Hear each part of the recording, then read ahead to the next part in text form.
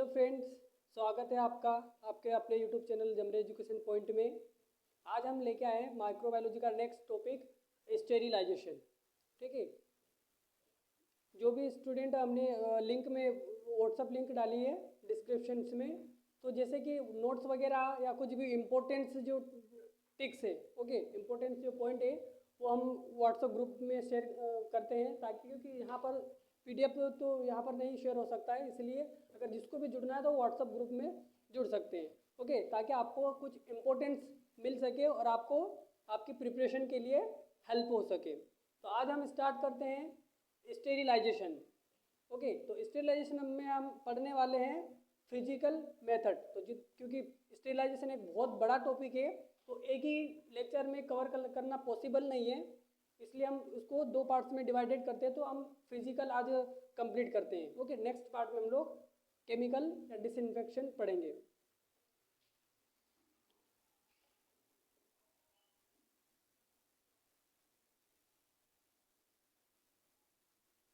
Sterilisation, इसको आप एक ग्राफ के तौर पे भी पढ़ सकते हो और सिंपल तरीके से भी पढ़ सकते हो, लेकिन अगर ग्राफ अगर याद करते हो तो बहुत ही बेटर होता है।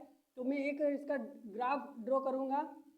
अब स्टेरिलाइजेशन पहले तो हम पढ़े है क्या चीज़, जैसे कि प्राय सभी बच्चे या सभी स्टूडेंट्स जानते हैं कि स्टेरिलाइजेशन क्या होता है, लेकिन ये क्या है sterilization? This is a process, okay, this is a process of all living, all free living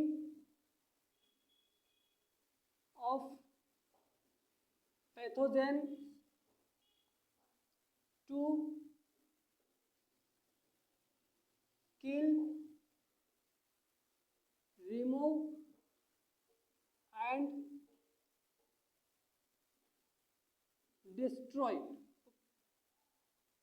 of the surface of all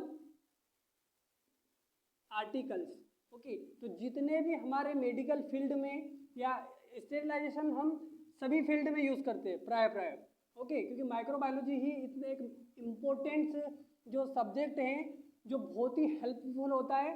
आप हर एक इंडस्ट्रियल लेवल पे देखो, मेडिकल या नॉन मेडिकल दोनों लेवल में हम माइक्रोबायोलॉजी का बहुत ही एक महत्वपूर्ण योगदान होता है। ओके, तो इंडस्ट्रियल लेवल में भी जैसे वाटर हुआ, जो बड़ी बड़ी कंपनियां फैक्ट्रियां हैं, तो वहाँ पर भी स्टेरिलाइजेशन की आवश्यकता होती है, डिसइंफेक्शन की आवश्यकता होती है। ओके, या फूड इंडस्ट्रियल हुई तो हम जो फूड भी जो पैकिंग भी होती है तो हम ऐसे ही नहीं उसको पहले स्टेरिलाइज करते हैं, कीटाणु रहित करते हैं। Okay, free from of bacteria. Simple बोले तो स्टेरिलाइजेशन का मतलब होता है फ्री फ्रॉम ऑफ बैक्टीरिया, एक ही लैंग्वेज में free from of micro organism, ऐसा पढ़ सकते हैं हम, माइक्रो ऑर्गेनिज्म, उसी चीज को स्टेरिलाइजेशन कहते हैं। इसको हम हिंदी में कैसे याद कर सकते हैं कि स्टेरिलाइजेशन एक ऐसी प्रोसेसिंग है जिसके अंतर्गत हम हमारे जितने भी आर्टिकल्स है, सरफेस है, आर्टिकल्स है और जो भी इक्विपमेंट है उनके सरफेस से माइक्रो ऑर्गेनिज्म, चाहे वो बैक्टीरिया, फंगस हो, कुछ भी हो, वायरस हो, सभी चीज़ों को कीटाणु रहित करना। ओके, उसी को क्या कहेंगे? स्टेरिलाइजेशन। स्टेरिलाइजेशन एक ऐसी प्रोसेस होती है जिसमें हमारे जितने भी इक्विपमेंट, आर्टिकल है, उनके सरफेस से हम माइक्रो ऑर्गेनिज्म को फ्री करते हैं, ठीक है, रोग मुक्त करते हैं या कीटाणु रहित करते हैं। तो उस प्रोसेस को बोलते हैं हम लोग स्टेरिलाइजेशन।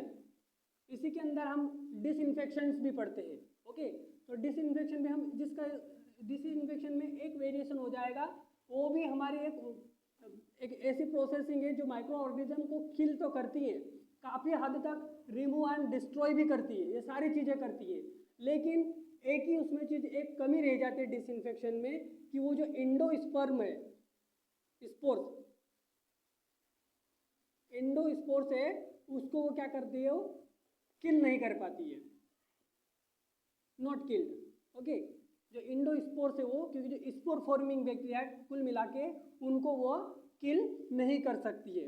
ओके, तो डिसइंफेक्शन हम पढ़ेंगे तो उसकी डेफिनेशन भी लिख देंगे डबल से, बस समझने वाली चीज़ें कि डिसइंफेक्शन भी क्या है, ऐसे सेम है ये डिसइंफेक्शन की, this is a process all free living of pathogens kill remove destroy of surface all articles and free from of micro organism. But उसमें बट लग जाएगा, डिसइंफेक्शन में बट लग जाएगा, बट वो नॉट डिस्ट्रॉय ऑफ, ठीक है, वो not destroy of endosperm, endosperms, okay, not destroy. Okay, तो ये क्या आ जाएगा हमारा डिसइंफेक्शन, ये हम लोग लिख सकते हैं डिसइंफेक्शन। ठीक है, तो इसमें हम इसका एक चार्ट ड्रॉ करके इसको हम समझने की कोशिश करते हैं। स्टेरिलाइजेशन आप चार्ट के अकॉर्डिंग पढ़ोगे, ओके, तो आपको बहुत ही इजी रहेगा। प्राय सभी को स्टेरिलाइजेशन का मतलब पता चल गया होगा, कीटाणु रहित करना। यहाँ पर लिख देता हूँ मैं, ठीक है। देखो स्टेरिलाइजेशन का बहुत एक क्या आता है उसमें, एक हिंदी जो नाम है वो अलग तरीके से मतलब कुछ अलग ही पूछता है, लेकिन उसका जो मतलब है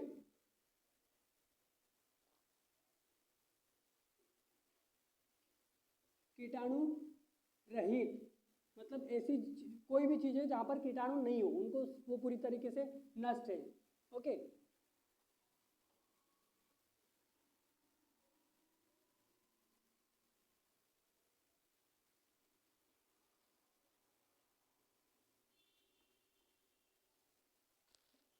आज हम सिर्फ फिजिकल को कंप्लीट करेंगे।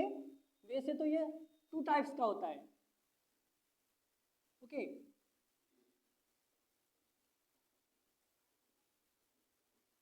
फिजिकल मेथड और एक यह हैगा हमारा डिसइंफेक्शन बोलो या केमिकल मेथड। तो हम फिलहाल में तो उसको केमिकल मेथड लिख लेते हैं। ओके, केमिकल मेथड, इसको हम डिसइंफेक्टेंट भी बोलते हैं, डिसइंफेक्टेंट मेथड। तो आज हम लोग फिजिकल को पूरा करते हैं। तो फिजिकल में भी 3 टाइप्स देखने को मिलते हैं। ओके, एक के बाद एक जाएंगे और उसी हिसाब से हम उसमें डिस्कस भी करने वाले हैं, तभी याद होगा। अब फिजिक देखो, स्टेरिलाइजेशन में फिजिकल और केमिकल का क्या महत्व है, जहाँ पर हम केमिकल का उपयोग करके कीटाणु को नष्ट करते हैं, डिसइंफेक्टेंट करते हैं, नाम से ही पता चला डिसइंफेक्टेंट, केमिकल का उपयोग करके, तो वो केमिकल मेथड हो जाएगी।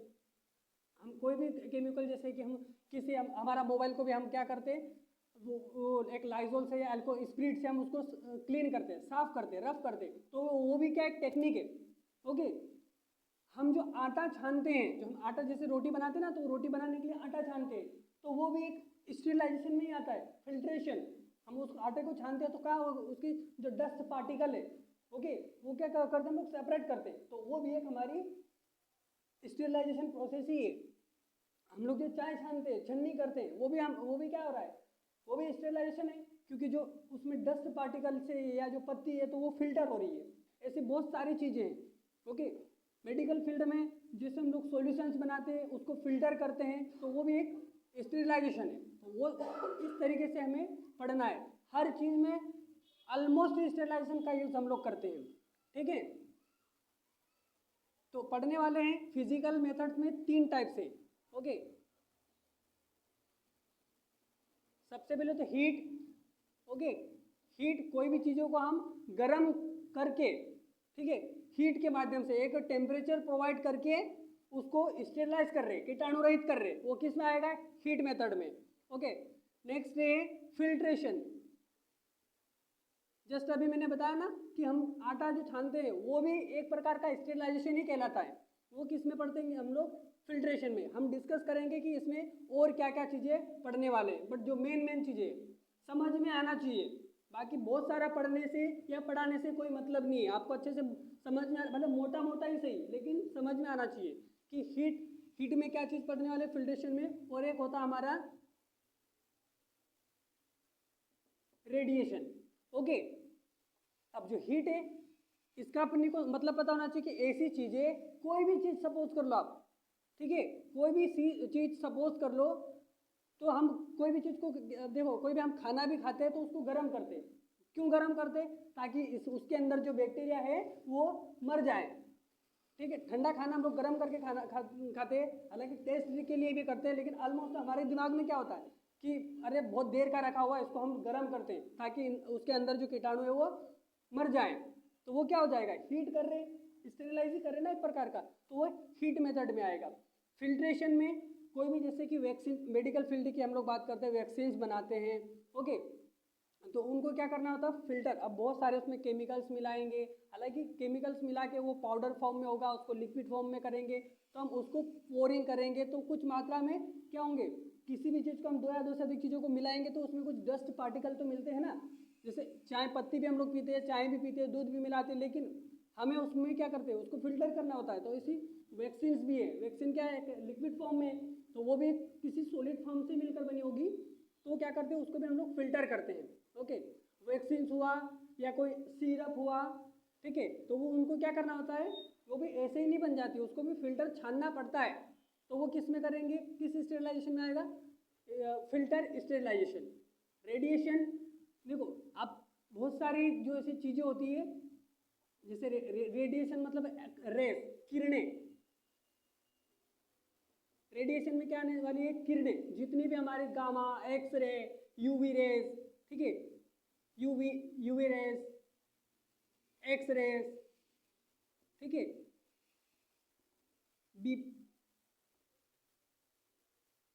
बीपीएल रेज, ये बहुत सारी ऐसी, गामा रेज,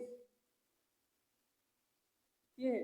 तो ये हमारी क्या आ जाएगी, ऐसी ऐसी जो किरणें, जैसे अल्ट्रा वायलेट किरणें, जो हमारे जो सूरज से जो हार्मफुल, जैसे किरणें तो आती है, लेकिन जो डेंजरस किरणें होती है, ओके, तो उनसे हमें प्रोटेक्ट करती हैं। तो वो क्या करती हैं, वो भाई हम जैसे धूप में बैठते हैं तो कितनी डेंजरस किरणें हमारे शरीर तक पहुंचती है, स्किन तक पहुंची है। जैसे रेडिएशन का यूज हम कैंसर में भी करते हैं, लेकिन रेडिएशन का मतलब क्या हो जाएगा, किरणें, किरणों के माध्यम से हम उसको स्टेरिलाइज करेंगे। तो ये भी हम किस चीज़ों में करेंगे, जैसे कि पूरे रूम्स को, या अब बड़े लेवल का है, ओके, तो पूरी चीज़ों या पूरे एरिया को स्टेरिलाइज करना होगा, तो हम वहाँ पर केमिकल तो प्राय छिड़केंगे, लेकिन अगर वो जगह अगर बड़ी है, ओके, तो हम वहाँ पर क्या करने हैं, किरणें या लेज़र के थ्रू हम, ठीक है, तो इसको हम लेज़र भी लिख सकते हैं। लेज़र के थ्रू क्या करते हैं, पूरे एरिया को स्टेरिलाइज कर देंगे, उसमें किरणें को इंसर्ट कर देंगे, किरणों के माध्यम से उसको स्टेरिलाइज कर देंगे, तो वो रेडिएशन में आ जाएगा। अब हीट, पहले तो हम इधर से चले, उसको बाद में डिस्कस करेंगे, नहीं तो अब समझ में ही नहीं आएगा, ठीक है। तो जो हीट होता है, हीट भी 2 प्रकार का होता है, ओके, एक एक करके डिस्कस करने वाले हम लोग। हीट अगेन डिवाइडेड है 2 टाइप्स में, ड्राई हीट और मॉइस्ट हीट, ओके। अब देखो यहाँ पर हीट मतलब गर्म करके, पानी को गर्म करके भी कोई मतलब किस चीज़ को हम लोग स्टेरिलाइज कर सकते हैं। जैसे अब ड्राई हीट में क्या आ जाएगा, एकदम उसको आँच पे, ठीक है, डायरेक्ट हम लोग रोटी सेक लेते ना, कभी कभी वो आँच के ऊपर ही रोटी सेक लेते हैं, तो वो ड्राई हीट में। ऐसी जो सिरिंज है, नीडल है, या एक नाइक्रोम वायर लूप हम लोग माइक्रो जो कल्चर कर रहे थे, ओके, तो उसको क्या कर रहे थे, जो एक बुनसन बनना था, उसकी जो आँच है, ओके, जो लो निकल रही है, उसी के ऊपर हम लोग क्या कर रहे थे, उसको स्टेरिलाइज कर रहे थे। तो वो सारी चीज़ें किस में पढ़ने वाले हम लोग, ड्राई हीट में। तो ड्राई हीट में मेन चीज़ क्या आ जाएगी, फ्लेमिंग और रेड हीट, ओके। अब मैं बताऊंगा फ्लेमिंग में क्या होगा और रेड हीट में, क्योंकि एक एक करके डिस्कस करना है, तभी हम इसको सोल्व कर पाएंगे। ड्राई हीट में क्या आ जाएगी, अब इसमें कोई भी किसी चीज़ को जलाकर, और ये सारी चीज़ें कैसे हो रही है, फिजिकली हो रही है, किसी के थ्रू, ओके। यहाँ पर तो केमिकल के थ्रू हो रही थी, तो इसलिए केमिकल मेथड बोल दिया, लेकिन इसमें हम अपने हाथों से शारीरिक रूप से ये क्या परफॉर्म कर रहे हैं, इसीलिए फिजिकल, कोई फिजिकल दौड़ने जाता है ना, तो वो क्या अपने हाथ पैर हिलाता है, ओके, तो वो फिजिकली रूप से, तो ये सब सारी चीज़ें क्या हो रही है, फिजिकली रूप से हो रही है, ओके। एक हो जाएगी इसमें इंसिनरेशन, ये 3 प्रकार है अपने ड्राई हीट के। मोई शीट में भी हम लोग पढ़ने वाले हैं 800 degree Celsius,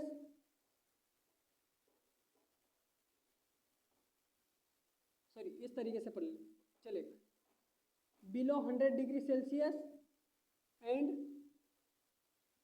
above 100 degree Celsius. Okay, तो ये सारी चीज़ें हम लोग पढ़ने वाले हैं। इसमें एक और चीज़ है इसमें, hot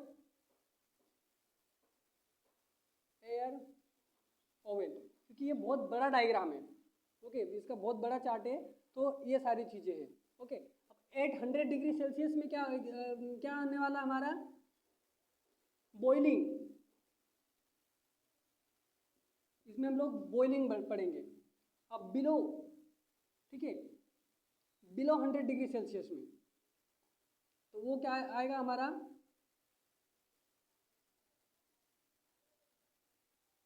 water both, and above 100 degree Celsius में हम पढ़ने वाले हैं ऑटोक्लेव। ओके, क्योंकि स्टेरिलाइजेशन से कोई भी क्वेश्चन जाना नहीं चाहिए। इस क्वेश्चन, ये इतना इम्पोर्टेंट क्वेश्चन है, इससे 1 या 2 नंबर का आता ही है, कंफर्म है। और ये स्टेरिलाइजेशन आपको कॉलेजेस की एग्जाम में भी 100% पूछते हैं। 100 एंड 100 सबसे जो मोस्ट इंपॉर्टेंट टॉपिक है माइक्रोबायोलॉजी का, स्टेरिलाइजेशन है। इनको अलग अलग टुकड़ों में पूछ लेते हैं 2-2, 3-3 नंबर में, लेकिन सबसे मोस्ट 20 नंबर का क्वेश्चन बनता है इससे। ओके, अब ये सारी चीज़ें हम लोग डिस्कस करने वाले हैं। देखो कि ये कहाँ पढ़ते, इतनी सारी तो बेसिक इन्फॉर्मेशन होना ही चाहिए। अगर इतनी भी नहीं है तो फिर आप कैसे फिर एग्जाम फाइट कर पाओगे, कैसे दे पाओगे, क्योंकि यहीं से तो क्वेश्चन बनने वाले हैं। अब इससे क्वेश्चन कैसे बनते हैं, क्या क्या चीज़ें इसमें हम लोग पढ़ने वाले हैं। ओके, स्टेप बाय स्टेप जाना। हीट में फिर देखो फिजिकल में 3 थे, हीट में 2, और अब ये भी अलग अलग है। ड्राई में हमें 4 देखने को मिले और मॉइस्ट हीट में हमें 3 मिले। ओके, तो एक एक करके हम लोग डिस्कस करते हैं। फ्लेमिंग की बात की जाए, ओके, तो फ्लेमिंग का मतलब होता है फ्लो, आँच। जैसे ये हमारा बुनसन बर्नम है, इसके अंदर जो फ्लेम निकल रहा है, ओके, ये जो फ्लेम लो निकल रही है ना, उसको अब उसी के जो फ्लेम निकल रही है, अगर इसी में हम किसी चीज़ को स्टेरिलाइज करेंगे तो वो क्या कहलाएगी, कौन सी प्रोसेस कहलाएगी, फ्लेमिंग प्रोसेस। ओके, आप लोगों ने एक चीज़ और नोटिस किए होंगे, इसमें हमें 2 कलर मोस्टली, ऐसे तो पूरे 7 कलर दिखाई देते हैं, लेकिन 2-3 कलर इसमें मोस्ट दिखाई देते हैं। जो ऊपर होगा आपको ब्लू कलर दिखाई देगा, ओके, जो फ्लेमिंग टाइप की, और आपको बीच में जो सेंटर में वो आपको रेड दिखाई देगा। ओके, तो हम देखो किसी चीज़ को क्या करते हैं, सिर्फ उसको आँच दिखाते हैं। अगर हम कोई या सिर्फ जैसे बड़ी बड़ी इस इंडस्ट्रियल में या मेडिसिन बनाने में, तो उनको क्या करता है, पैकिंग होती है। तो पैकिंग होती है तो जो बोटल्स होती है, सिरप्स की बोतल है या बहुत सारी ऐसी चीज़ें, उनको हम क्या सिर्फ उसको आँच पे दिखाते हैं। एक पूरा सिस्टम बना रहता है, लेकिन हम छोटे लेवल पे सोचते हैं कि फ्लेमिंग का यूज़ कहाँ किया जाता है। जैसे हमने बताया था कि नाइक्रोम वायर लूप होगा, स्पेचुला हो गया, फोरसेप हुआ, ओके, तो उनको हम क्या करते हैं, हल्का सा आँच दिखाते हैं, मतलब ये जो लो निकल रही है उसके ऊपर हल्का सा करते हैं। ओके, तो वो कौन सी प्रोसेस हो गई, फ्लेमिंग ड्राई हीट स्टेरिलाइजेशन के अकॉर्डिंग हम लोग वो सारी चीज़ें पढ़ते हैं।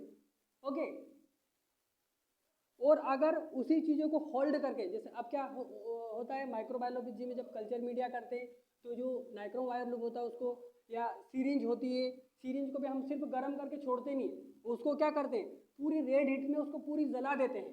जैसे हम जो पहले होता था, अभी तो क्या होता है, बहुत सारे उसमें अलग अलग टेक्निक, डायरेक्ट उसको नीडल कटर अलग हो गया, फिर उसका पिस्टल है उसको सेपरेट करके क्या कर देते हैं, हम BMW में भेज देते हैं, बायोमेडिकल वेस्ट में उसमें वो चला जाता है।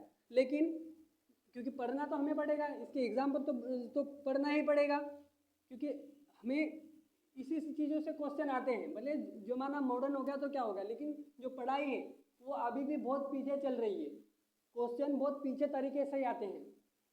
ओके, तो फ्लेमिंग समझ में आ रहा होगा, जो फ्लेम के ऊपर हम स्टेरिलाइज करेंगे, क्योंकि देखो स्टेरिलाइजेशन आप समझ जाओगे ना, तो अगर यहाँ ऑप्शन भी आ रहे होंगे, ओके, ऑप्शन भी आ रहे होंगे तो आप उसको फट से टिक कर लोगे। लेकिन आपको इसको समझना ज़रूरी है कि भाई फ्लेमिंग है चीज़ क्या चीज़, रेड हीट में करते क्या है, हॉट एयर ओवन में क्या करते हैं, इंसिनरेटर है क्या चीज़। बस आपको इतना ध्यान देना है और कुछ नहीं करना है कि ये क्या चीज़ है, इसको जानना है।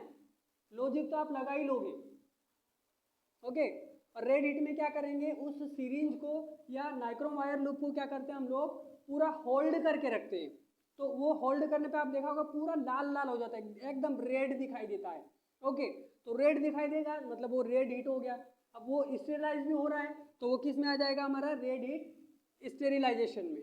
ओके, तो ध्यान रहे ये सारी चीज़ें क्योंकि क्वेश्चन बनते हैं इनसे। अब हॉट एयर ओवन एक बहुत बड़ा ही टॉपिक्स है, ये खुद में ही एक बड़ा टॉपिक्स है। मैं यहाँ पर इसको बता देता हूँ। ये क्या है, इलेक्ट्रिक डिवाइस है, मशीन है, इसका टेम्परेचर भी पूछते हैं, इसका यूजेज भी पूछते हैं। ओके, यहाँ पर मैं डिस्कस कर देता हूँ। हॉट एयर ओवन ये क्या है, हमारा एक इलेक्ट्रिक डिवाइस है। ओके, और इसका जो टेम्परेचर होता है, जो टेम्परेचर की जो रेंज है वो 160 degree Celsius to 190 degree Celsius तक होता है। अब ये इसका हर एक टाइमिंग अलग अलग है। ओके, इसको हम लोग रखेंगे 1 आवर्स के लिए। ओके, अब इसमें आप इसको गुणा भाग कर सकते हो, अगर टेम्परेचर के ऊपर से क्वेश्चन बना तो आप इसको गुणा भाग जरूर कर सकते हो, क्योंकि आजकल सीधा सीधा कुछ भी नहीं पूछता है, सब टेक ट्रिकी तरीके से पूछ सकता है। ओके, तो ये बात ध्यान रहे। लेकिन आपको अगर ये दो चीज़ें इतनी बेसिक पता है तो आप इससे कैसे भी क्वेश्चन आ गया आप उसको सोल्व कर लोगे। ओके, क्योंकि जो इसकी रेंज आप जरूर याद करके रखना, और इसकी जो टाइमिंग। ओके, अब देखो अगर 60 मिनट पे 160 डिग्री सेल्सियस पे 1 आवर्स के लिए रखते हैं, 1 आवर्स के लिए। ओके, तो अगर 70 हो जाएगा तो टाइम क्या हो जाएगा, आधा हो जाएगा। जैसे ये 70 हुआ 170 हुआ, टाइम क्या हो जाएगा 30 मिनट। जैसे ये 80 हुआ टाइम क्या हो जाएगा 30 से आ जाए 15 मिनट। और जैसे ये 90 हो गया, इसका जो टेम्परेचर 50 से कितना हो गया 75 मिनट। ओके, तो ये सारी चीज़ें ध्यान रखना। अभी ऐसे क्वेश्चन बन सकते हैं और बनते भी हैं, क्योंकि नॉर्मल नहीं पूछेंगे कि हॉट एयर का जो टेम्परेचर वो कितना होता है 60 डिग्री से, वो सभी को पता है। तो आई होप कि इसमें से क्वेश्चन बने। इसका जो प्रेशर होता है, अंदर जो प्रेशर होता है वो 15 LBS। ओके, 15 LBS, ये तो कंफर्म रहता है। बस वेरिएशन आएगा आपको टाइमिंग और उसके टेम्परेचर में। ओके, और किसके लिए यूज किए जाते हैं, जितने भी देखो एक याद रखना, बोरोसिलिकेट, जितने भी हमारे बोरोसिलिकेट जो कांच के बने होते हैं, हमारे ग्लासवेयर, ठीक है, तो वो किसके बने होते हैं, बोरोसिलिकेट। ये क्वेश्चन भी पूछा है, बोरोसिलिकेट कि जो हमारे ग्लासवेयर बने होते हैं वो किस चीज़ के बने होते हैं, वो बोरोसिलिकेट के बने होते हैं। ओके, अब बोरोसिलिकेट एक ऐसा जो क्या हमारा केमिकल से या जो रिएजेंट से ये क्या करता है, ये हीट रेजिस्टेंट से जो हम, क्योंकि जो नॉर्मल आप लोगों ने देखा होगा जो कांच के जो नॉर्मल बर्तन होते हैं वो थोड़ा सा भी उसको हीट या गर्म करो तो वो ब्रेक हो जाते हैं, टूट जाते हैं। लेकिन जब हम मेडिकल फील्ड में बीकर उठाते हैं या पेट्री डिश उठाते हैं या जो भी पेपर ट्यूब से उठाते हैं, उनको हम कितना भी गर्म कर लो वो कभी टूटते फूटते नहीं है। क्यों, क्योंकि वो बोरोसिलिकेट के बने होते हैं। तो आई होप कि इसके ऊपर से भी क्वेश्चन बन जाए और बने भी हैं। ओके, तो हॉट एयर में हम मोटा मोटा पढ़ लेते हैं कि हॉट एयर ओवन में जितने भी बोरोसिलिकेट से बने होंगे, चाहे आप, ठीक है, अब बोरोसिलिकेट में कौन कौन चीज़ें, इसको मिटा देता हूँ मैं तब अभी तक। ओके, बोरोसिलिकेट, इसमें क्या आ जाएंगे हमारे ग्लासवेयर। ओके, अब ग्लासवेयर भी दो प्रकार के होते हैं, प्लास्टिक ग्लासवेयर भी होती है। क्या होती है, एक प्लास्टिक ग्लासवेयर, तो उसको अवॉइड करते हैं इसमें प्लास्टिक, क्योंकि देखो टेम्परेचर इतना ज़्यादा है, प्लास्टिक ग्लासवेयर अगर उसमें डालेंगे तो वो उसको जला ही देंगे। और ऐसी भी चीज़ें इसमें नहीं रखना चाहिए, जैसे कोई टिश्यू हुआ, ऐसा नहीं कि हम लोग टिश्यू को या जो भी हमारे बॉडी फ्लूइड है उनको इसमें नहीं रखना है, रखा जाता है। सिर्फ इसमें जो बोरोसिलिकेट जो कंटेंट जो ग्लासवेयर होंगे उन्हीं को हम स्टेरिलाइज करेंगे।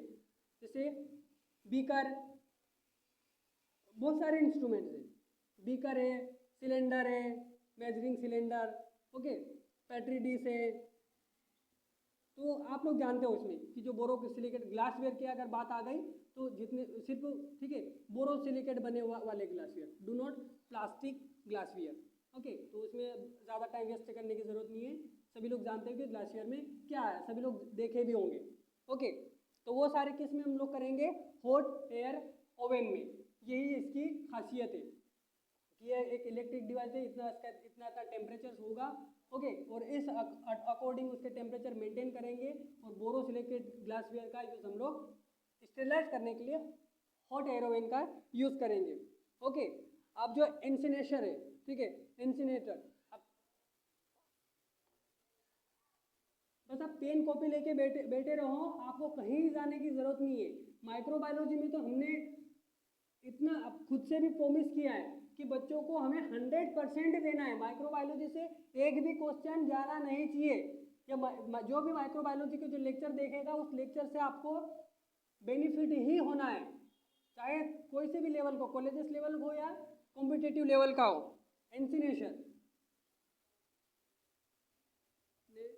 इंसिनरेशन, अब ये क्या हुआ था, आगे होता है इंसिनरेशन, इसका जो टेम्परेचर होगा वो 1000, ठीक है, से 3000 डिग्री सेल्सियस तक का इसका टेम्परेचर, मतलब बहुत ज़्यादा। ओके, इसका टेम्परेचर इतना ज़्यादा होता है कि जो डेड बॉडी होती है, तो जो अपना जो मर्क्यूरी जो वार्ड होता है ना पोस्टमार्टम, उसमें भी एक इंसिनर लगा होता है। उसमें क्या करते हैं, जो ऐसी ठीक है अनलेबल्ड अनआइडेंटिफाइड जो बॉडी होगी उसको इंसिनरेशन में क्या करते हैं कि उसको जला देते हैं। ओके, लेकिन हम क्या पढ़ने वाले हैं हमारे फील्ड में, हालांकि ये नॉलेज भी होना चाहिए कि उस कौन सी मशीन होती है वो इंसिनरेशन होता है। ओके, जो डेड बॉडी भी होती है हम इंसिनरेशन में उसको जला देते हैं, लेकिन हमारा यूज़ कहाँ होता है, जितना भी बायोमेडिकल, सबसे पहले तो हमें ये लिख लेना है BMW, बायोमेडिकल वेस्ट मटेरियल से। ओके, तो जितना भी नॉन साइकिल्स है जो डबल से उसको रीयूज नहीं है, हम उनको अब ऐसे तो फेंकेंगे नहीं, उनको स्टेरिलाइज करना होता है। तो वो सारे के सारे किसमें हम लोग स्टेरिलाइज कर लेंगे, इंसिनरेशन में। चाहे वो बॉडी फ्लूइड हो, जितने भी बॉडी फ्लूइड हो, वेस्ट, जैसे टेस्ट करने के बाद में हम लोग क्या करेंगे, कोई टिश्यू आया उनको ऐसे तो फेंक नहीं सकते, या कोई केमिकल उसके डाल के ऊपर वो डिसइंफेक्शन नहीं होता है। ठीक है, हम अगर टिश्यू या बॉडी फ्लूइड को, ठीक है, जो भी पैथोलॉजिकल कंडीशन जो मटेरियल है उनका हम केमिकल को एक वो करके फेंक भी देते हैं। जैसे कोई टिश्यू हुआ तो टिश्यू भी क्या एक मांस का टुकड़ा ही है, उसको फेंकेंगे तो वापस उसमें बैक्टीरिया ग्रो कर जाते हैं ना। हम एक कुछ समय के लिए तो उसको हम लोग डिसइंफेक्शन कर देंगे, लेकिन हम उसको और खुले में ऐसा फेंक देंगे एटमॉस्फेयर के कारण उसमें वापस बैक्टीरिया ग्रो कर जाएंगे और वो हमें डिजीज कॉज कर सकते हैं। तो जितने भी पैथोलॉजिकल मटेरियल है, पैथोलॉजिकल मटेरियल, ओके, बस समझदार के लिए इशारा काफ़ी है। इसीलिए आप अगर थोड़ा सा थोड़ा समझ जाओगे कि पैथोलॉजिकल कंडीशन में क्या हो जाएगा, सारी जितनी भी BMW में जो चीज़ें निकलती वेस्ट निकलता है वो हम इंसिनरेशन में उसको स्टेरिलाइज कर देते हैं। ओके, तो ये हो गया हमारा dry heat.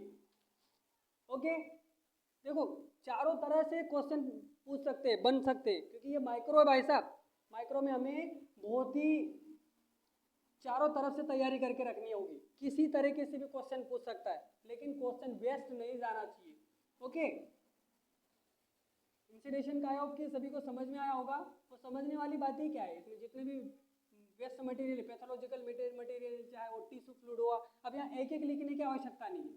Okay, tissue fluid या जो वेस्ट मटेरियल तो हमारा BMW में आ ही जाएगा, तो ये सारी चीज़ें लिखने की ज़रूरत नहीं है, बस आपको तो इतना समझ लेना है। अब पैथोलॉजिकल सभी लोग काम करते हैं, या आजकल बहुत, क्योंकि सभी लोग जानते हैं प्राय, तो ज़्यादा डिटेल्स लिंक में जाने की ज़रूरत नहीं है, यहीं से सब डिटेलिंग बन जाएगी। ओके, नेक्स्ट आ जाएगा हमारा 800 डिग्री सेल्सियस।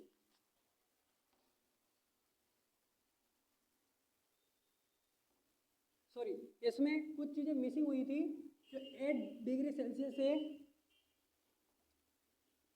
इसको ऊपर लिखना था। जो 800 डिग्री सेल्सियस है इसमें होएगा वाटर बॉथ। वाटर बॉथ क्या एक मशीन है। ओके, इसका यूज़ कैसे होगा, और बिलो 100 डिग्री सेल्सियस में हमारा आएगा पॉस्चुराइजेशन और अबव 100 डिग्री सेल्सियस में हमारा आएगा ऑटोक्लेव। ओके, थोड़ा सा मिस कर गया था। अब जो वाटर बाथ है वो एक इस तरीके से बना होता है, ये भी एक इलेक्ट्रिक डिवाइस ही है और इसकी इतनी इसमें स्पेस होती है जहाँ पर हम लोग आर्टिकल रखते हैं। ओके, कुछ आर्टिकल्स रखते हैं या कुछ फ्लूइड्स वगैरह रखते हैं, और जो राइट साइड में क्या लगी रहती है, इसमें सब कोयल लगी होगी एक हीटर की तरह, लेकिन ये पानी इसके अंदर नहीं होगा, वो पानी गर्म होगा और इसको हम पूरा पैक कर देते हैं। ओके, इसको इलेक्ट्रिक डिवाइस से कनेक्ट करते हैं, इसका कोई स्पेसिफिक प्रेशर और स्पेसिफिक टेम्परेचर नहीं है। इसको हम नॉर्मली किसी चीज़ को हम अगर जहाँ पर ऑटोक्लेव नहीं, बाई चांस ऑटोक्लेव नहीं है छोटे लेवल पे, और हमें कुछ आर्टिकल्स को क्या करना होगा, या जो कॉटन स्वेब वगैरह है, फ्लूइड्स वगैरह है, तो उसको स्टेरिलाइज करना होगा, तो हम वाटर बाथ का यूज़ करेंगे। ओके, उसका जो नॉर्मल टेम्परेचर होगा वो 100 डिग्री सेल्सियस, क्योंकि हमको अब 100, इसको हम बॉइलिंग भी बोलते हैं। ओके, अब बॉइलिंग से अच्छे से समझ में आता है। ओके, तो आप लोगों ने एक चीज़ नोटिस करी थी कि पुराने ज़माने में जब डॉक्टर आते थे तो वो क्या करते थे, उनके पास इतनी ज़्यादा सीरिंज नहीं हुआ करती थी। ओके, तो वो क्या करते थे, एक तपेली में पानी गर्म करवाते थे और उसमें वो नीडल को डाल देते थे और उसी को स्टेरिलाइज करके वो रीयूज करते थे। ओके, तो वो बॉइलिंग प्रोसेसिंग में आती है, क्योंकि जब जो हमारा पानी है क्या है, नॉर्मल टेम्परेचर पे उबलता नहीं है। पानी का बॉइलिंग पॉइंट कितना होता है, 800 डिग्री सेल्सियस पे। जब हम पानी को 100 डिग्री सेल्सियस पे गर्म करेंगे तभी वो बॉइलिंग करेगा, अन्यथा वो बॉइलिंग नहीं होगी। आप अगर पानी उबलने लग जाता तो समझ जाना कि वो टेम्परेचर कितना है, 100 डिग्री सेल्सियस। 100 डिग्री सेल्सियस पे ही पानी उबलने लगेगा। तो अब यहाँ पर पानी बॉइलिंग होगा तो उसमें से क्या निकलेगी, स्टीम्स। ओके, और स्टीम्स निकले थी और किसके ऊपर जाएगी, जो उसके अंदर रखे आर्टिकल्स के ऊपर। ओके, आर्टिकल आप कुछ भी अब देखो, जो ऐसे आर्टिकल है जो हम लोग उसको जला नहीं सकते, तो उसको क्या करना पड़ेगा, वाटर बाथ का यूज़ करना पड़ेगा। तो वो हम बॉइलिंग करके उनको या उबाल के उसका हम स्टेरिलाइज कर सकते हैं। जैसे वैक्सीन हुआ, अब वैक्सीन वगैरह इधर तो नहीं कर सकते, अब उनको भी स्टेरिलाइज करना होता, थोड़ी गर्म, कुछ बहुत सारी ऐसी वैक्सीन हुआ, सिरप हुआ, कुछ ऐसे केमिकल्स हुए। ओके, अब खुद केमिकल को भी तो स्टेरिलाइज करना होता है। केमिकल का उपयोग करके स्टेरिलाइज करना केमिकल मेथड होती है, लेकिन उससे पहले उनको भी तो बनाना पड़ता है। तो वो हम क्या करेंगे, उनको बॉइलिंग करके, अब उनको नहीं उबालना है, उनके ऊपर बॉइलिंग करके जो वाटर का प्रेशर जाएगा, स्टीम्स जाएगा। और आपको पता है कि जो सबसे ज़्यादा गर्माहट होती है वो स्टेम में होती है, जो भाप होती है वो सबसे ज़्यादा गर्म होती है, और उसका जला हुआ टिश्यू हमेशा डैमेज रहता है, याद रखना। एक बार हालांकि जलने का घाव भी बना रहता है, लेकिन जो स्टीम का जो टेम्परेचर होता है उसके टिश्यू उस कंडीशन में नहीं बन पाता वापस, उसमें अलग ही दिख जाता है जो भाप का जो टेम्परेचर है। ठीक है, अब बिलो 100 डिग्री सेल्सियस में पॉस्चराइजेशन आप लोगों ने पढ़ा होगा, मिल्क पॉस्चराइजेशन। लुईस पॉस्चर ने जो एक टेक्निक दी थी, क्या दी थी उन्होंने, एक मिल्क पॉस्चराइजेशन टेक्निक दी थी। तो जो इसका जो टेम्परेचर कितना होगा, अब दूध को आप लोगों ने नोटिस किया होगा, इसको उबालते नहीं है। ओके, इसको कभी भी हम उबालते नहीं है, जैसे दुकान से लेके आते हैं उसमें क्या होता है, लैक्टोबैसिलस। ओके, तो हम एक उसको अगर नॉर्मल टेम्परेचर दे दिया, मान लो अगर वो हमारी 30 डिग्री सेल्सियस टेम्परेचर में आ गया, तो वो क्या कर जाएगा, ग्रो कर जाएगा, और ग्रो करने के बाद में वो दूध क्या हो जाएगा, फट जाता है। ओके, तो किसके कारण फटता है, इसलिए मिल्क किसके कारण फटता है, लैक्टोबैसिलस।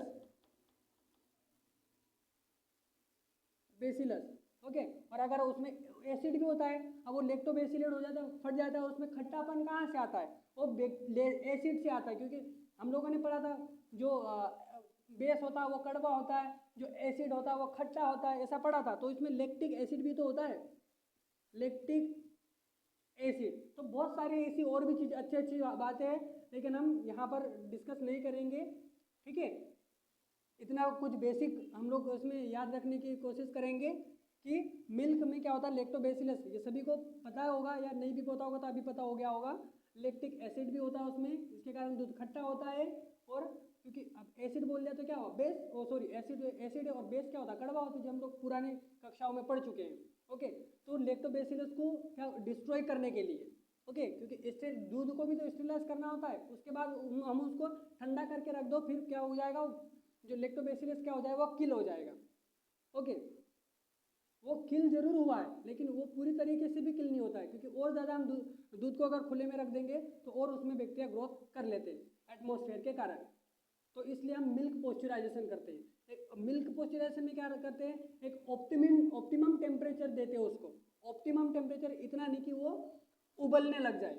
ओके, तो इसमें क्या देंगे हम, ऑप्टिमम टेम्परेचर देंगे, एक उचित ऑप्टिमम का मतलब क्या होता है, एक उचित टेम्परेचर देंगे। इसलिए हम दूध को उबालते नहीं, उसको पॉस्चराइज करते हैं, एक ऑप्टिमम टेम्परेचर पर हल्का सा गर्म करके उसको रख देते हैं। ओके, तो वो आ जाएगा, वो किस अब बिलो, तो 100 से बिलो है, तो ये जो पॉइंट रहेगा वो कितना रहेगा, 76 टू 80 या 85 डिग्री सेल्सियस पॉस्चराइजेशन जो टेम्परेचर रहेगा, 100 से तो नीचे ही रहेगा। अब मेन आएगा ऑटोक्लेव। ठीक है, जिस तरीके से हमारा हॉट एयर ओवन भी इंपॉर्टेंट है ड्राई हीट में, उसी तरह मॉइस्ट हीट। ओके, देखो यहाँ पर मॉइस्ट, क्योंकि यहाँ पर हम लोग वाटर का यूज कर रहे हैं, एक मॉइस्ट कंडीशन। ओके, पानी का यूज हो रहा है, यहाँ पर भी पानी का यूज हो रहा है बॉइलिंग करके, यहाँ पर भी पॉस्चराइजेशन प्रोसेस हो रही है, तो ऑटोक्लेव में भी पानी ही की आवश्यकता पड़ने वाली है। ओके, तो इसको रफ करते हैं, स्क्रीनशॉट ले लिए होंगे या नोट कर लो इसको, इस चीज को।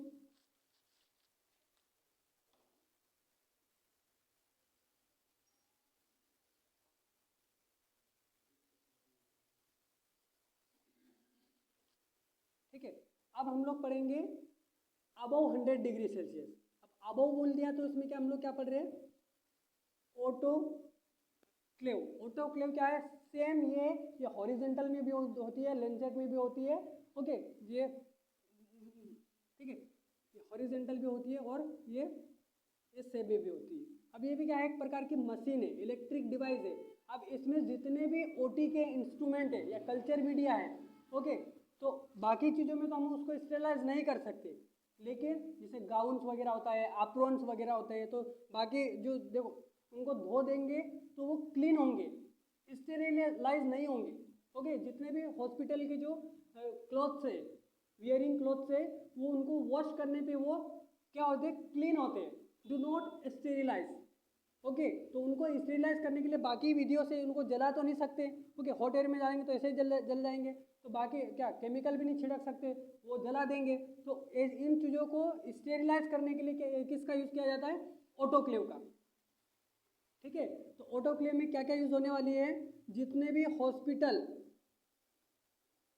गाउन्स है, hospital gowns, hospital wearing gown, जो भी वियरिंग, इसमें आपको सभी आ जाएगा, एप्रन्स आ जाएगा, एप्रन्स। ओके, और यहाँ वहाँ पर जो भी गाउन्स यूज़ करते हैं, सर्जिकल गाउन हो जाएंगे, एप्रन्स हो जाएंगे, और उसके ओटी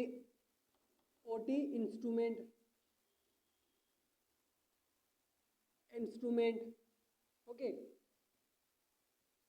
कल्चर प्लेट।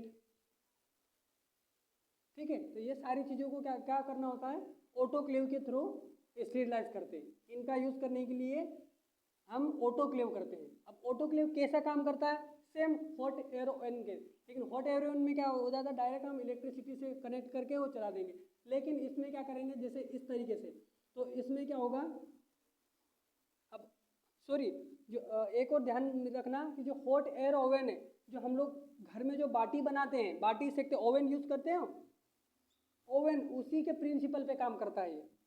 ठीक है, ये ध्यान रखना, थोड़ा मिस हो गया, जब इसकी बारी आई तो मुझे याद आया, क्योंकि बहुत सारी ऐसी चीज़ें हैं कुछ छूट ही जाती है। मैं तो पूरी कोशिश करता हूँ कि हर एक चीज़ सब बता दूँ, बट क्या होता है, वो एकदम से दिमाग में जब वो लोड आ जाता है तो वो कुछ चीज़ें छूट जाती है।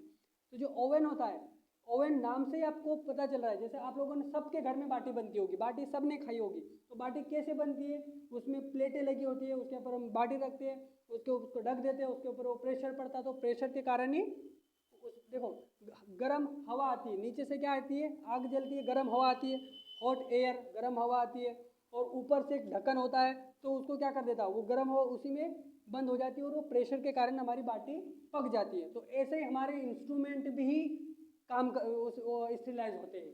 तो वहाँ पर बाटी बन रही है और यहाँ पर क्या हो रहा है, हमारे इंस्ट्रूमेंट स्टेरिलाइज हो जाते हैं उसी टेक्निक से, उसी बेस पे।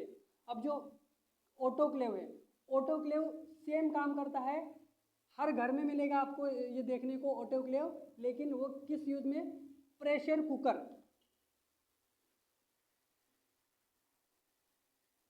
प्रेशर कुकर सभी ने देखा है, सभी ने यूज किया है। तो जो सिद्धांत, जो प्रिंसिपल प्रेशर कुकर का है, वही सिद्धांत ऑटोक्लेव का है। जैसे हम खाना पकने के लिए उसमें चावल दाल कुछ भी सारी चीज़ें रख देते हैं, तो उसमें भी ये सारी चीज़ें हम इसमें रख देते हैं। ओटी इंस्ट्रूमेंट कल्चर प्लेट होगा या हॉस्पिटल गाउन्स, बियरिंग गाउन्स जो भी है, वो हम क्या करेंगे, इसके अंदर एक बॉक्स होगा, उस बॉक्स में सारी चीज़ें रख देंगे। उसमें एक सीटी भी लगी होगी, इंडिकेटर भी लगा होगा, प्रेशर भी एक इंडिकेट के लिए रखा होगा, ठीक है, प्लस टाइमिंग भी लगी होगी। सेम हॉट एयर ओवन में, जो हॉट एयर ओवन में लगा था, सेम इसी में भी क्या लगी होगी, एक वॉच लगी होगी टाइमिंग के लिए, कितना टाइमिंग तक हमें रखना है। प्रेशर भी उसमें क्या होगा, इंक्लूडेड होगा, और एक उसमें इंडिकेट होगा। ओके, एक इंडिकेट जल जाएगा प्रेशर कितना चले गया और कितना टाइम हो गया। तो वो ऑटोमेटिक हम वो ऑटोमेटिक, क्योंकि इसका नाम ही ऑटो, ठीक है, तो वो क्या करेंगे, हम पूरे इंस्ट्रूमेंट उसके अंदर रख देंगे और उसमें एक मार्किंग तक जो पानी का वाटर का लेवल होगा उसको फिल कर देंगे और हम टाइमिंग सेट करके रख देंगे।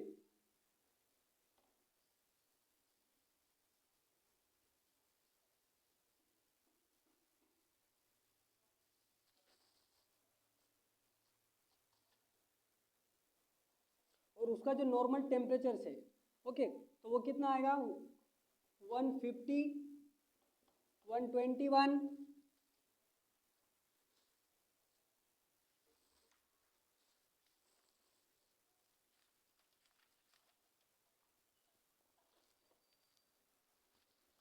और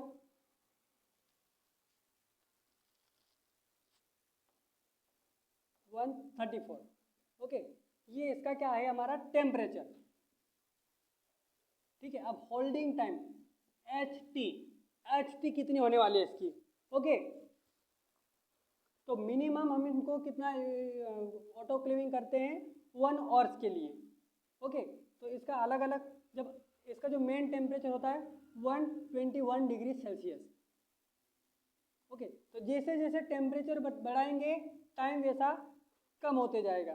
अब 1 घंटे के लिए रखेंगे तो 121, ठीक है, तो हम इसको कितना रखेंगे 1 आवर्स के लिए।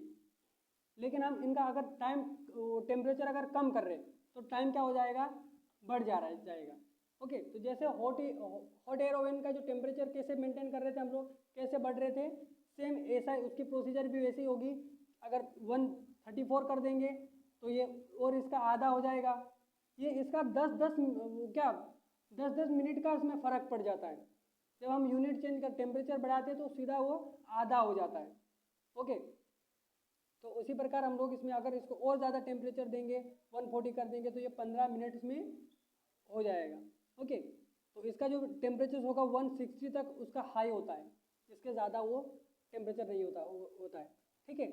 मतलब टेम्परेचर अगर बढ़ाएंगे तो समय कम हो जाएगा, ठीक है, और समय अगर कम करेंगे, ज़्यादा देर तक रखना है तो टेम्परेचर उसका कम कर देंगे। तो स्वाभाविक है, ये तो सिर्फ समझने वाली बातें हैं, ठीक है।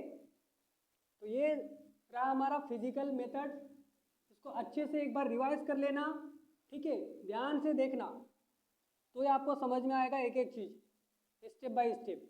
क्योंकि ऑटोक्लेव और हॉट एयर ओवन से क्वेश्चन हमेशा बना हुआ है, उसका यूजेज, उसके टेम्परेचर और उसका जो प्रेशर होगा वो 15 ही होगा, 15 LBS, ओके। तो इसमें जो हालांकि जो मेन चीज़ होती है 121 पहले पूछा जाता था, हो सकता है इसमें टाइमिंग का वेरिएशन करके। आप तो यही उसमें ध्यान नोटिस करना, क्वेश्चन कैसा भी बन रहा हो, अगर ऑटोक्लेव को अगर वो उसने दे दिया 15 मिनट के लिए, 15 मिनट में, अब यहाँ पर हम लोग मिलाएंगे, एटलीस्ट हम दिमाग तो लगा सकते कि सिर्फ 15 मिनट का टाइमिंग दे दिया तो टेम्परेचर कितना होगा, या टेम्परेचर दे दिया तो उसका हमें टाइमिंग कितना होगा। अब 15 मिनट में हम लोग दिमाग लगा सकते हैं कि यहाँ से कितना हो सकता है हमारा 15 मिनट बोल दिया तो अब 1 40। ऑप्शन तो हमें मिलेंगे ना, ऑप्शन तो इनमें से ही मिलेंगे हमें, क्योंकि 140 ये बहुत ज़्यादा हो जाएगा, सॉरी 144 ये 15 मिनट हमने पढ़ा था। इसका अगर 20 का टेम्परेचर दिया, ठीक है, यहाँ तो हमारा 141 डिग्री सेल्सियस हो जाएगा। अगर और ज़्यादा देता है, कम देता है, तो आप बिंदास निश्चिंत होकर रहना, क्योंकि आप अगर ये उसका एक ट्रिक पता है तो आप इसमें कोई कुछ भी दे दे, और अगर इसमें 3 मिनट 2 मिनट भी देगा तो आप निकाल सकते हो, क्योंकि आपको एक ही चीज़ याद रखना है इससे, वो अगर टेम्परेचर बढ़ाएगा तो टाइमिंग घटेगी, यहीं से आप नीचे चले जाना। सोल्व करते एक क्या पेपर मिलता है आपको, इससे आधा आधा करते चले जाना। ओके, कुछ भी दे सकता है वो, 10 दिया तो, और ऑप्शन में अगर 44 आ रहा है तो वो भी हमारा राइट आंसर है। 5 आ रहा है और इससे ज़्यादा कोई है ही नहीं, तो हाईएस्ट टेम्परेचर उसमें मेंशन कर दिया 45, ओके, तो भी हमारा राइट आंसर है। कम नहीं जाना है, क्योंकि बस इसको ध्यान रखना है, वो कम नहीं पूछता हमें, वो सॉरी टेम्परेचर वो कम नहीं पूछता, वो ज़्यादा पे ही जाता है, क्योंकि आजकल इतना कोई वेट नहीं करता है। ठीक है, तो देखो एमसीक्यूज किस तरीके से पूछते हैं। इसमें एक लॉजिकल वाला क्वेश्चन है, ये बहुत ही इंपॉर्टेंट और हर साल पूछा गया क्वेश्चन है इससे रिलेटेड, कि the agent which are able to kill off bacteria known as, ऐसा कौन सा एजेंट है जो बैक्टीरिया को किल करता है। ठीक है, तो ये आप तभी सही कर पाओगे जब इसकी मीनिंग आपको पता रहेगी।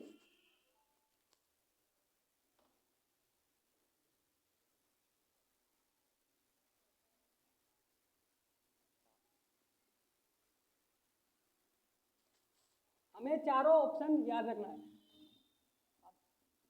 बैक्टीरियोस्टैटिक, बैक्टीरियोस्टैटिक का मतलब होता है बैक्टीरिया की ग्रोथ को रोकना। ओके, स्टेट कर देना है, रोक लगा देना है। ओके, इस शब्द को देखना, बैक्टीरिया तो सेम है, हमें शब्द को पकड़ना है। स्टैटिक मतलब बैक्टीरिया को क्या होगा, ये मल्टीप्लाई नहीं होगा, होने देगा, मल्टीप्लीकेशन होने ही नहीं देगा वो। Okay, do not multiplication of bacteria is called bacteriostatic. Okay, bacteriocidal, इसके हिसाब से तो ये हमारा आंसर गलत हो गया। बैक्टीरियोसाइडल, ये इसका मतलब होता है बैक्टीरिया को खत्म ही कर देना, जान से ही मार देना, सब पूरी तरीके से, किल द बैक्टीरिया। ओके, और जर्म्स का मतलब होता है, अब जर्म देखो बैक्टीरिया से भी छोटा होता है जर्म, और यहाँ पर भी जो वर्ड यूज हो रहा है वो सीडिल यूज हो रहा है, साइड्स यूज हो रहा है।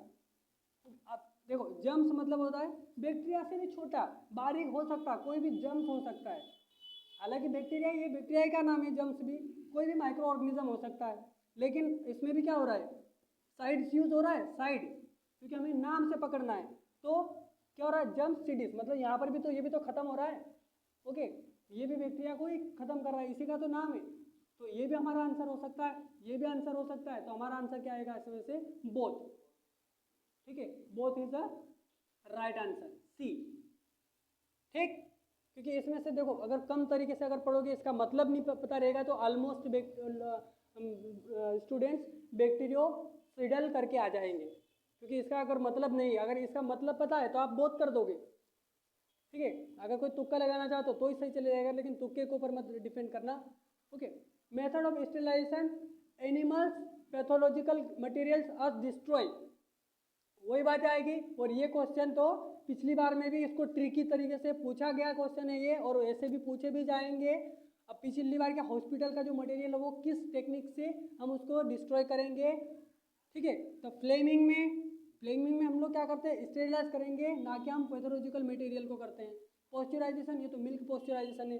ऑटोक्लेविंग में तो जितने भी ओटी टेक्नीशियन या गाउन सॉरी ओटी इंस्ट्रूमेंट या गाउन से उसको, तो जो इंसिनेशन क्या हुआ, इंसिनेशन में हम लोग जो पैथोलॉजिकल मटेरियल है। ओके, और एनिमल्स, ठीक है, एनिमल्स मतलब हम लोग भी आ जाएंगे, हम लोग को भी तो जला देता है इंसिनेशन, वो हमने बताया ना डेड बॉडी को। तो हमारा जो राइट आंसर आएगा इंसिनेशन, क्योंकि इसका जो टेम्परेचर अभी हमने बताया कितना होता है, कितना डेंजरस होता है। ओके, तो इस तरीके से क्वेश्चन बनते हैं। देखो सीधा सीधा क्वेश्चन कुछ नहीं बनेंगे, माइक्रोबायोलॉजी में तो बहुत ज़्यादा घुमाता नहीं है, लेकिन उनको पॉइंट को लेकर वो बनाता है, एक पॉइंट के ऊपर। जैसे यहाँ बन गया, बैक्टीरिया को किल करना क्या कहलाता है? सीडिल, जर्मिसिडिल। इनोकुलेटिंग लूप, इनोकुलेटिंग मतलब हमने यूज किया था ना नाइक्रोम लूप, ये वही है। Nichrome loop, tips, forceps and spatula are sterilized which method? कौन सी मेथड का यूज करेंगे? ऑटोक्लेव का यूज करेंगे? बिल्कुल भी नहीं। बॉइलिंग का यूज करेंगे? पॉसिबल ही नहीं है। फ्लेमिंग, रेडिएशन का तो यूज ही नहीं करेंगे, रेडिएशन का कोई लेना देना नहीं उसमें।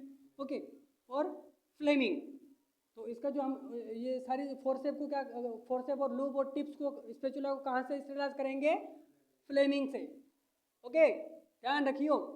Dry heat has killing effect due to जो हम लोग ड्राई हीट है वो किसको किल करेगी, किस किस को इफेक्ट डालेगी? जैसे अगर बैक्टीरिया है,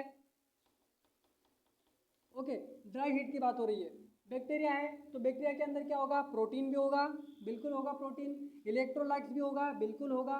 सोडियम पोटेशियम होगा। ओके, और क्या दिया है इसमें? ऑक्सीडेंट, बिल्कुल। बहुत सारे बैक्टीरिया एरोबिक्स होते हैं। तो ड्राई हीट की बात हो रही है, तो ड्राई हीट क्या कर देगा? प्रोटीन को भी डीनेचर कर देगा। ये डीनेचर का मतलब होता है नष्ट करना, उसका जो नेचर है, जो एक रियल नेचर से उसको, उस नेचर को भी खत्म कर देना। प्रोटीन डीनेचरेशन बोला उसने, तो ये क्या प्रोटीन को भी बिल्कुल डीनेचरेशन करेगा। ड्राई हीट है भाई, किसी को छोड़ेगा नहीं। ऑक्सीडेंट, तो अगर वो जल रहा है, ठीक है, ड्राई हीट मतलब जल रहा है, तो जो ऑक्सीजन क्या होगी? ऑब्वियसली वहाँ से डैमेज हो जाएगी, वहाँ कार्बन डाइऑक्साइड पनप जाएगी। इलेक्ट्रोलाइट, उसका इलेक्ट्रोलाइट भी खत्म हो जाएगा, इलेक्ट्रोलाइट होता है। तो ऑप्शन, ऑल ऑप्शन अब, ठीक है। Hot air oven when holding at 75, ठीक है, 7.5 मिनट्स। ओके, पॉइंट में दे दिया भाई साहब। अब ध्यान दियो कि इसका आंसर क्या होने वाला है। कमेंट्स में जरूर बताएं कि इसका आंसर क्या होने वाला है। जैसे अभी हमने विश्लेषण करके पूरा बताया, देन टेम्परेचर इज अबव। इसीलिए मैं फुल तैयारी के साथ हूँ कि इस बार बच्चों का सिलेक्शन होना ही है।